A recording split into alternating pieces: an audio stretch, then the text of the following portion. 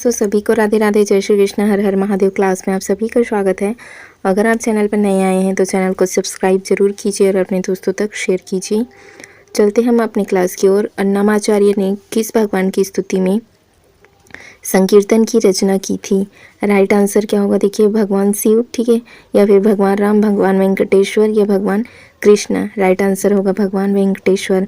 अन्नमाचार्य को तेलुगु कीर्तन के अग्रदूत और भक्ति आंदोलन के महत्वपूर्ण व्यक्ति के रूप में इनको जाना जाता है। अन्नमाचार्य ने तिरुमाला, ठीक है, तिरुमाला 7 पर्वतों के देवता भगवान वेंकटेश्वर की स्तुति में कई भजन इसने रचे हैं। इन्होंने संकीर्तन लक्ष्य नामक संगीत ग्रंथ की रचना की है। ठीक है, संकीर्तन लक्ष्य नामक संगीत ग्रंथ की इन्होंने रचना की। नेक्स्ट क्वेश्चन देखिए, निम्नलिखित में से किस राजवंश ने एलोरा के कैलाश मंदिर के निर्माण में सहयोग प्रदान किया था? चालुक्य ने, सोलंकी ने, राष्ट्रकूट ने या गुप्त ने? राइट आंसर होगा राष्ट्रकूट। कैलाश मंदिर जो एलोरा महाराष्ट्र में स्थित है, इनके निर्माण करवाया था कृष्ण प्रथम ने। ये राष्ट्रकूट शासक थे। कृष्ण मंदिर एक ही चट्टान को काटकर बनाया गया है। यह कौन सी शैली में निर्मित है? द्रविड़ शैली में निर्मित है। प्राचीन हिंदू मंदिर है ये। और विरूपाक्ष मंदिर चालुक्य वंश ने बनाया। नौलखा मंदिर बनाया है सोलंकी वंश ने। फिर देखिए थर्ड क्वेश्चन, दक्षिण भारत में निम्नलिखित में से किस साम्राज्य के अंतर्गत महाबलीपुरम मंदिर वास्तुकला एक महत्वपूर्ण केंद्र के रूप में उभरा है? चोल के, चेरा के या फिर चालुक्य या पल्लव के? ठीक है, तो इसमें महाबलीपुरम मंदिर का निर्माण किसने? पल्लव राजवंश के शासनकाल में हुआ है। किसके शासनकाल में हुआ है? पल्लव राजवंश के शासनकाल में हुआ।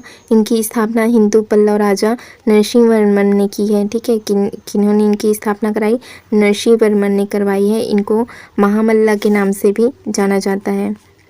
फिर देखिए, जगन्नाथपुरी मंदिर किन 3 भगवान की मूर्तियां स्थापित है? जगन्नाथपुरी में किन 3 भगवानों की मूर्तियां स्थापित है? ब्रह्मा विष्णु महेश के, जगन्नाथ बलभद्र और मां सुभद्रा। यही राइट आंसर होगा। ठीक है, श्री जगन्नाथ मंदिर एक हिंदू मंदिर है जो भगवान जगन्नाथ श्री कृष्ण को समर्पित है। यह भारत के कहाँ पर स्थित है? ओडिशा राज्य के तटवर्ती शहर पुरी में ये स्थित है।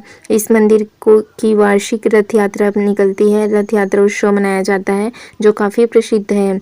इस मंदिर में 3 मुख्य देवता है भगवान जगन्नाथ, उनके बड़े भ्राता बलभद्र और भगिनी उनकी बहन कौन? सुभद्रा। इन तीनों की मूर्तियां वहां पर सुसज्जित है। फिर 5वां क्वेश्चन देखिए, द्रविड़ शैली के मंदिर में प्रवेश द्वार को क्या कहा जाता है? इसको कहा जाता है गोपुरम, मंडप, विमान या शिखर। राइट आंसर होगा गोपुरम। द्रविड़ शैली में मंदिरों के प्रवेश द्वार को क्या कहा जाता है?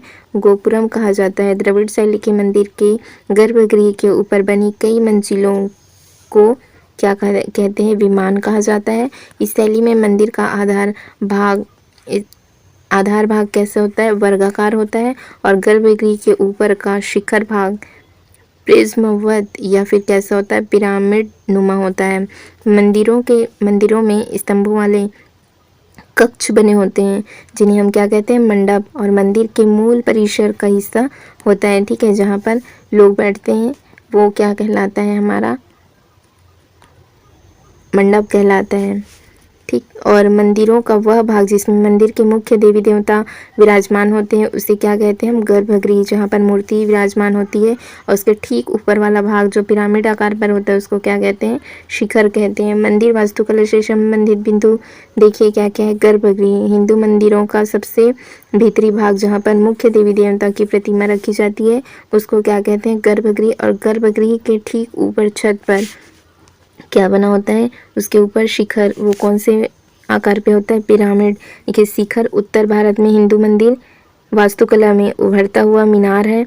यह गर्भगृह के टावर नुमा रचना होती है। इनका उपयोग मंदिरों में भी किया जाता है। फिर देखिए मंडप क्या होता है?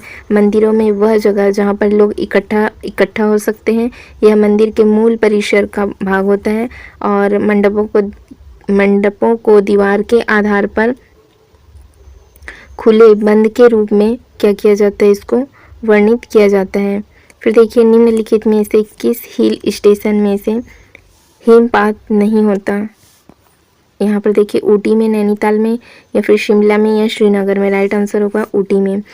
इस स्थिति देखिए नीलगिरी, ये कहाँ मिलेगा? तमिलनाडु में स्थित है नीलगिरी। यह आकर्षक हिल स्टेशन है। इसका अन्य नाम क्या है? उदगमंडलम। और यह पर्यटन स्थल नीलगिरी पर्वत श्रृंखला तमिलनाडु में स्थित है।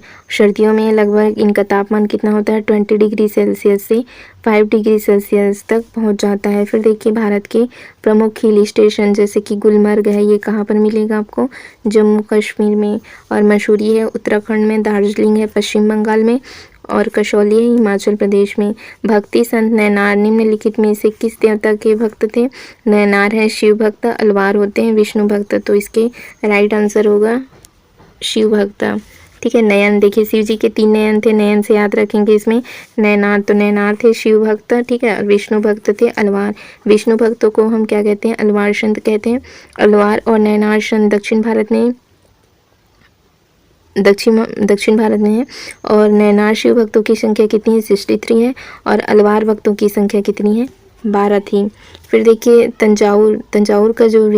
तंजावुर का जो बृहदेश्वर मंदिर का निर्माण किसने करवाया था? तंजावुर के बृहदेश्वर मंदिर का निर्माण कराया था राजराजा प्रथम ने। ठीक है। विजयपाल, ऑप्शन देखिए विजयपाल, राजराज प्रथम, राजेंद्र प्रथम या आदित्य प्रथम।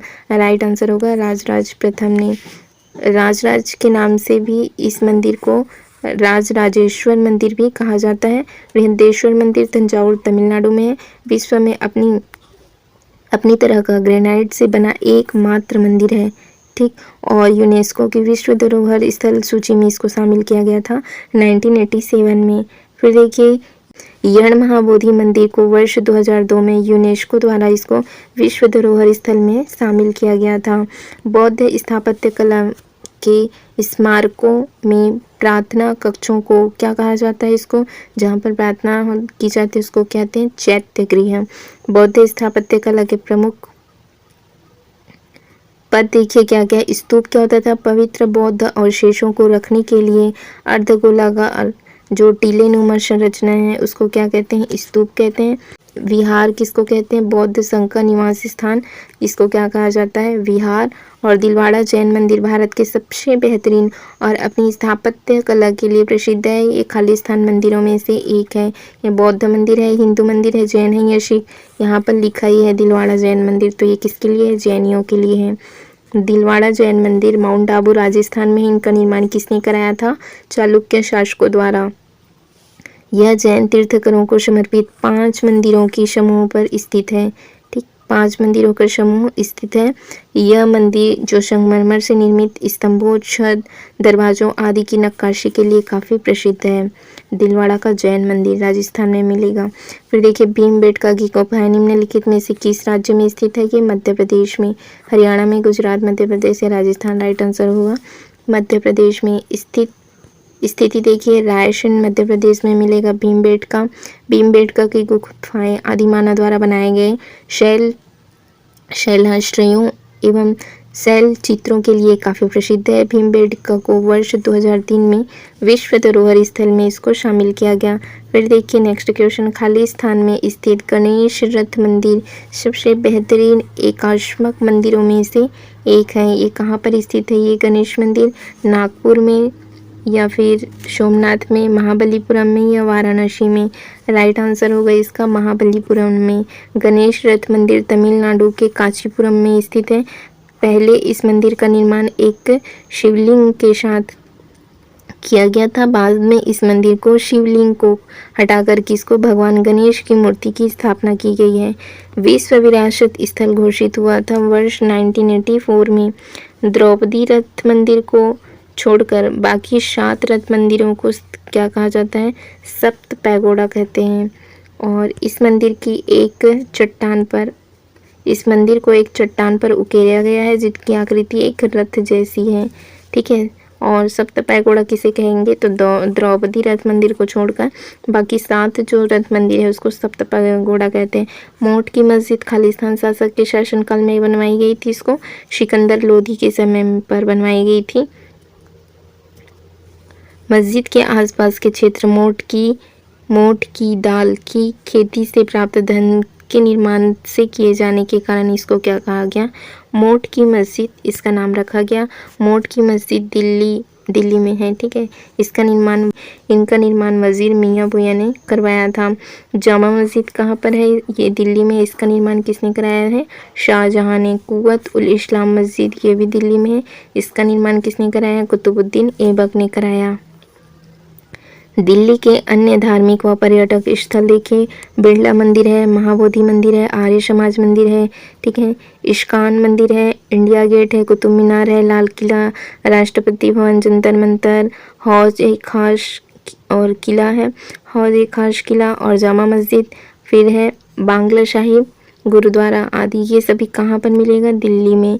फिर देखिए, किस वंश के शासक ने 999 ईस्वी में कंदरिया महादेव मंदिर का निर्माण कराया था? धंगदेव, नंद, चंदेल वंश, नंद वंश, गुप्त या शुंग वंश? राइट आंसर होगा चंदेल। कंदरिया महादेव का निर्माण हुआ था 999 ईस्वी में। चंदेल राजा धंगदेव द्वारा इसको कराया गया था। यह मंदिर खजुराहो के पश्चिमी समूह में सबसे बड़ा मंदिर है जो भगवान शिव को समर्पित है। फिर देखिए, विश्व धरोहर स्थल में इसको कब शामिल किया गया था? 1986 में। मध्य प्रदेश के अन्य प्रमुख मंदिर अन्नपूर्णा देवी है, ठीक, और अन्नपूर्णा देवी और कौन कौन से मंदिर हैं यहाँ पर? एक है महाकालेश्वर ज्योतिर्लिंग, ये कहाँ है? उज्जैन में है। हरसिद्धि मंदिर और है पशुपतिनाथ मंदिर। निम्नलिखित में से किस राजा के शासनकाल में सांची का महान स्तूपा बनाया गया था? अशोक के समय में। सांची का स्तूपा रायसेन मध्य प्रदेश में है। बहरूद स्तूप सतना मध्य प्रदेश, अशोक ने बनवाया। और फिर कुणाल स्तूप, ये अशोक ने तक्षशिला में अपने पुत्र कुणाल की याद में इसको बनवाया। अमरावती स्तूप गुंटूर आंध्र प्रदेश, ठीक है, अशोक ने के शासनकाल में। फिर देखिए, नागर या उत्तर भारतीय मंदिर शैली वास्तुकला के बारे में निम्नलिखित में से कौन सा सही है? कोई टावर या शिखर नहीं थे और इनकी विस्तृत 4 दीवारी है, या मंदिर विस्तृत 4 दीवारी है, या गर्भगृह हमेशा सबसे ऊंचे टावर के नीचे स्थित है? यही राइट आंसर होगा, गर्भगृह हमेशा सबसे ऊंचे टावर के नीचे स्थित होता है। नागर शैली, ये उत्तर भारत की प्रसिद्ध स्थापत्य कला है। नागर शैली उत्तर भारत में स्थापत्य कला के मंदिर निर्माण से संबंधित संरचनात्मक शैली था जो हिमालय से विंध्य पर्वत तक प्रचलित है। नागर शैली के मंदिर आधार से शिखर तक क्या होते हैं? ये चतुष्कोणीय होते हैं। नागर शैली के प्रसिद्ध मंदिर जैसे लिंगराज प्रथम, ये भुवनेश्वर में मिलेगा। सूर्य मंदिर कोणार्क में है। कंदरिया महादेव मंदिर खजुराहो और दिलवाड़ा का जैन मंदिर माउंट आबू में, ये सभी नागर शैली से निर्मित है। फिर देखिए, करदांग मठ जो एक बौद्ध तीर्थ है, भारत के किस राज्य में स्थित है? ये हिमाचल प्रदेश में। करदांग मठ द्रुक्पा वंश से संबंधित है। यह मठ बौद्ध धर्म के साथ साथ वास्तुकला, धार्मिक महत्व और भित्ति चित्र के लिए भी प्रसिद्ध है। हिमाचल प्रदेश के अन्य धार्मिक स्थल नैना देवी मंदिर है और ज्वालामुखी मंदिर है, संकट मोचन मंदिर है। ठीक है दोस्तों, फिर आज की क्लास हम यही रखते हैं, आगे हम कल से कंटिन्यू करेंगे। आप चैनल से जुड़े रहने के लिए चैनल को सब्सक्राइब जरूर कीजिए friends. Thank you friends, thank you all.